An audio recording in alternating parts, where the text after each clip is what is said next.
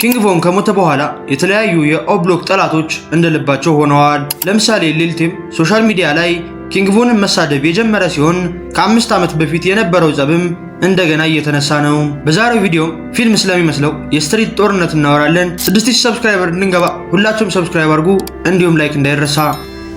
ስለ ጸቡ ከማውራታችን በፊትም ትንሽ ወደ ኋላ ተመልሰን ኪንግ ቮን የሞተባትን ቀን እንመልከት። ኖቬምበር 6 2020 ይቺ ቀን ኪንግ ቮን ህይወቱን ያጣበት ቀን ነበረች። የኳንዶ ሮንዶ ቀኝ እጅ የሆነው ሊልቲም ደግሞ የኪንግ ቮን ገዳይ ሲሆን በጊዜውም ራስን መከላከል በሚል ሙሉ ክሱ ውድቅ ተደርጎለታል። ነገር ግን ይህንን ፍርድ ቤት ይቀበለው እንጂ የኦብሎክ አባላት በፍጹም አላመኑበትም።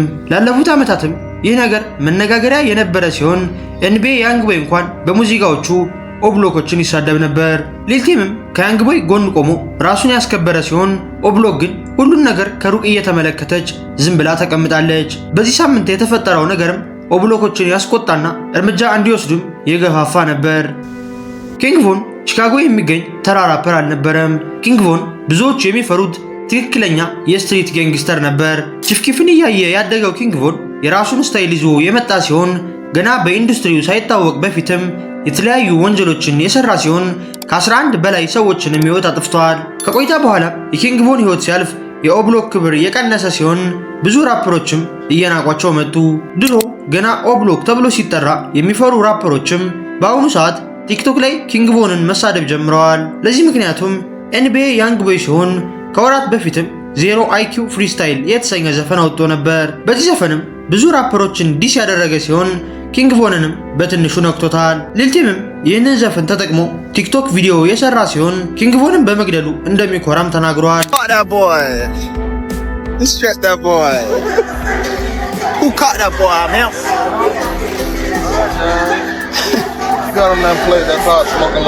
ቪዲዮውንም ሚሊዮኖች የተመለከቱት ሲሆን ከሁሉ በላይ የሚያስገርመው ግን ቪዲዮው የተለቀቀበት ቀን ነበር።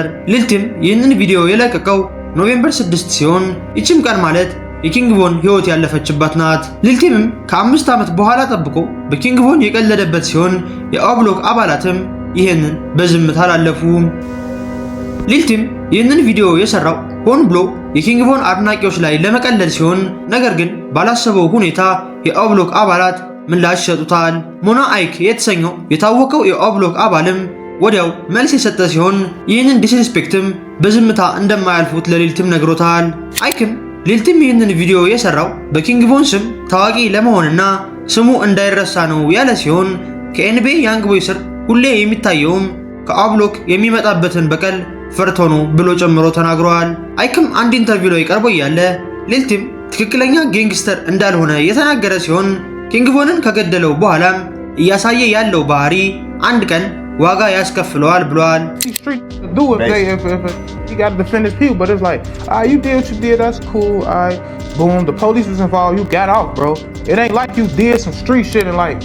It's just left in the streets. That shit on some police shit too. At the same time, you get what I'm saying? Like, do shit. Like, it's a difference from doing some street shit. እውነት ለመናገር ሊልቲም የተለያዩ ቦታዎች ላይ እያደረገ ያለው ነገር አደገኛ ሲሆን አንድ ቀንም ህይወቱን ያሳጣዋል። ከዚህ በኋላም የኦብሎክ አባላት ሊልቲም ላይ ውጥረት የፈጠሩ ሲሆን ኪንግ ቮን በሞተባት ምሽትም ጸቡን የጀመረው ኪንግ ቮን ሳይሆን እነ ሊልቲም ናቸው ብለዋል። በዛች ምሽት የተፈጠረው ነገርም ሁሌም ቢወራ የማያልቅ ሲሆን በየጊዜውም አዳዲስ መረጃዎች እየወጡ ህዝቡን ያስገርማሉ።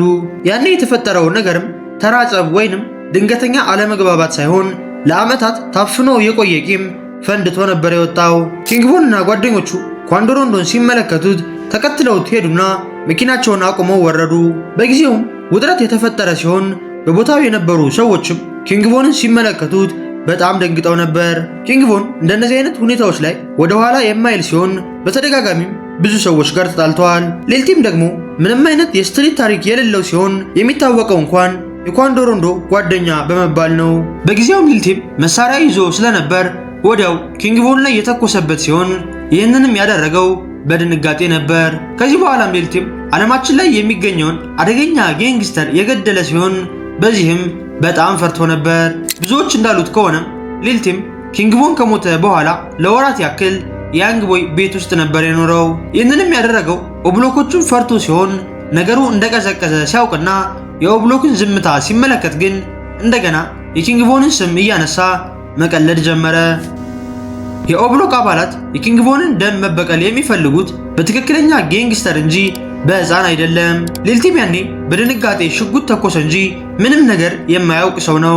ሊልደርክ እንኳን ለኪንግ ቮን ለመበቀል ሲያስብ ሊልቲምን መግደል አልፈለገም። ሊልደርክ ማስገደል የፈለገው ኳንዶሮንዶን ነበር። ምክንያቱም ለኪንግ ቮን ሞት ዋነኛው ምክንያት ኳንዶሮንዶ ስለሆነ ሲሆን፣ በጊዜው ግን ሊልደርክ የላካቸው የኦብሎክ አባላት ኳንዶሮንዶን ስተው ከጎኑ የነበረውን ከዝኑን ተኩሰው ገለውታል። በአሁኑ ሰዓትም ሊልደርክ እስር ቤት ሲሆን ሌሎች አዳዲስ መረጃዎችም እንደወጡበት ሲወራ ነበር። ስለዚህም በሌላ ቪዲዮ ነግራችኋለሁ።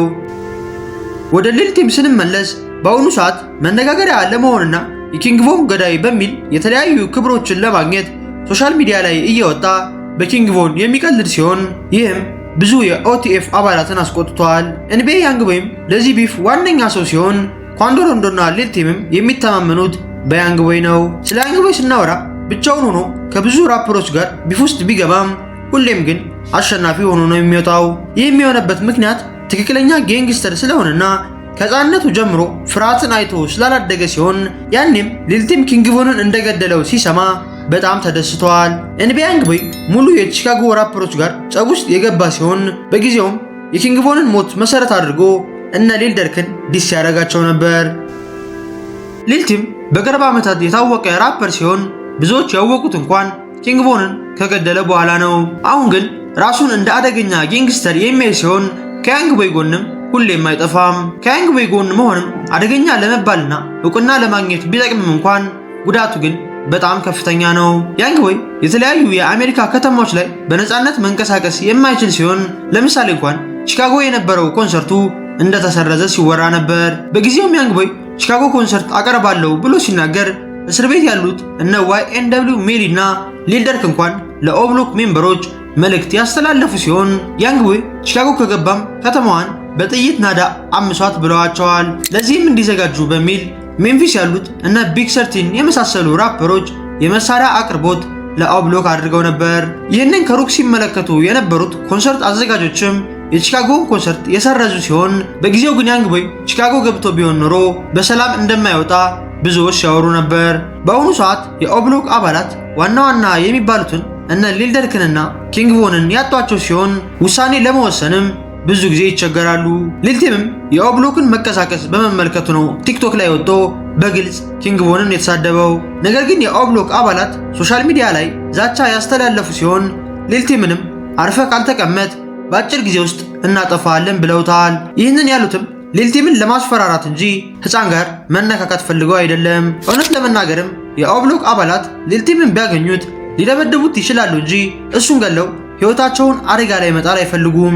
የስትሪት ላይፍ ላይ ጌንግስተሮች መግደል የሚፈልጉት ፓወር ያለውን ሰው እንጂ ተላላኪዎችንና ተራ ሰዎችን መንካት አይፈልጉም። በተጨማሪም ደግሞ በአሁኑ ሰዓት ሊልቲም ቢገደል ፖሊሶች በቀጥታ ኦብሎክ የሚሄዱ ሲሆን ይህንን ፍራቻም የኦብሎክ አባላት ዝምታን መርጠዋል። ብዙዎች እንደሚሉት ከሆነም በቅርቡ የኪንግ ቮን ደም እንደሚመለስ ሲሆን እናንተም በዚህ ነገር ላይ ያላችሁን ሐሳብ ኮሜንት ላይ ጻፉልኝ። የዛሬው ቪዲዮአችን ይህንን ይመስል ነበር።